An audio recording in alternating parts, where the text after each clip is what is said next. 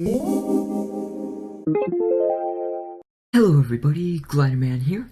So today we're going to be taking a look at array lists. But first we gotta do a little bit of cleaning up in our project here. So we're basically just going to be moving all of this user interface stuff into its own little method.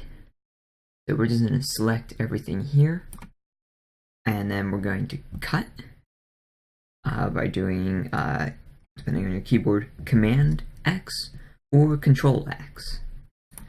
And then down here, we're going to type public void, and we're just going to type create UI. And then we're going to open up parentheses, arrow over, and then open up a brace, and press return. Now we're going to paste in all of our code that we cut. So that's just going to be Command V or Control V, depending on your keyboard.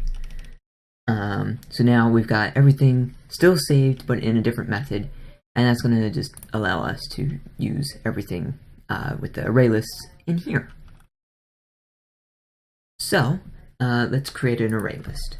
We're going to do that right under here. So we're going to do array list, typed like that, and then we're just going to call this list like that.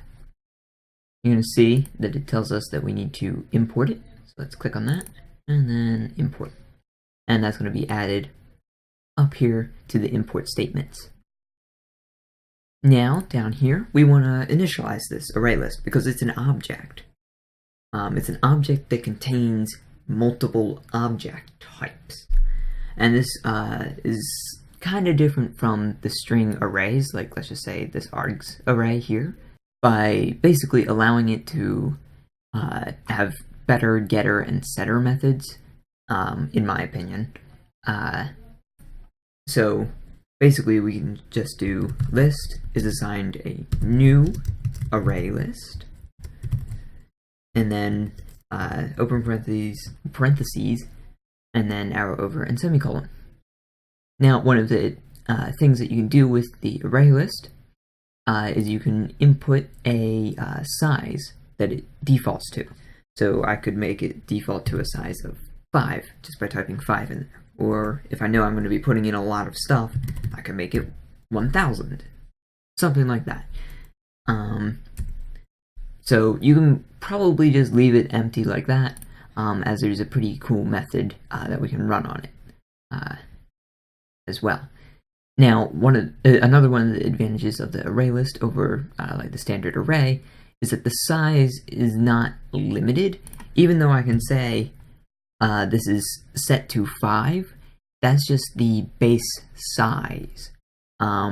If I added 6 objects to it, it would automatically expand and use more memory in your computer. With the string array here, you can't add additional indexes to it. So we've got our array list here created. And then one of the things that you can do with the array list is also specify what type of object you want in it. So using the greater than and less than symbols, I can say I want this to hold string. And so now this is an array list called list that holds only strings. And this is useful for get methods, which will automatically know that this is a string. If I had that deleted, you could put any sorts of objects that you want in there. I could put text fields, let's just say, JFrame, string, whatever. Except I would then have to cast them as whatever object I believe they are when I want to get them back out and use them as whatever I put them in as. So for right now, we're just going to be making them a string. So greater than and less than, and then string, and then you do the same thing here, like that. So now that's a list that only holds type string and has a default size of 5. So here we can do list dot, let's see, add, and you can see here again it's doing some sort of auto-completion basically, where it knows it can only use strings and not any type. So I can add the string hello. I can then list dot, and then there's remove. You can even remove a specific object.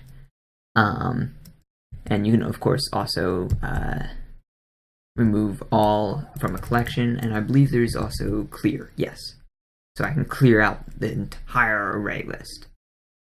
So let's add another thing here, and then we'll just output the contents of the array to the console. So we'll do for, and then we'll just say int I is assigned 0, while I is less than list dot, and then we can get the size by just calling the size method, and then I will be incremented by 1 each time. So now we just do system.out.println, and then we're just going to output list.get, and then we're getting the index I. And since it knows that that's returning a string, it can put that straight into the print line there. So let's save that, and then we'll give that a run by clicking the little run button up there. That should output to the console, launching. There we go. So we've got the text hello, and then world. Let's give remove a try. So let's do list.remove, and then we'll remove a specific object, and we'll try the hello object.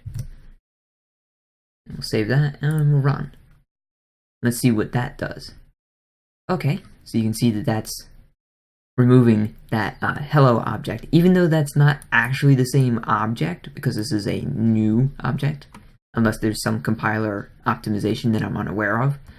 But yeah, so you can say, okay, I'm going to add this, I'll add this, and then later on, let's just say a user clicks a button to remove something.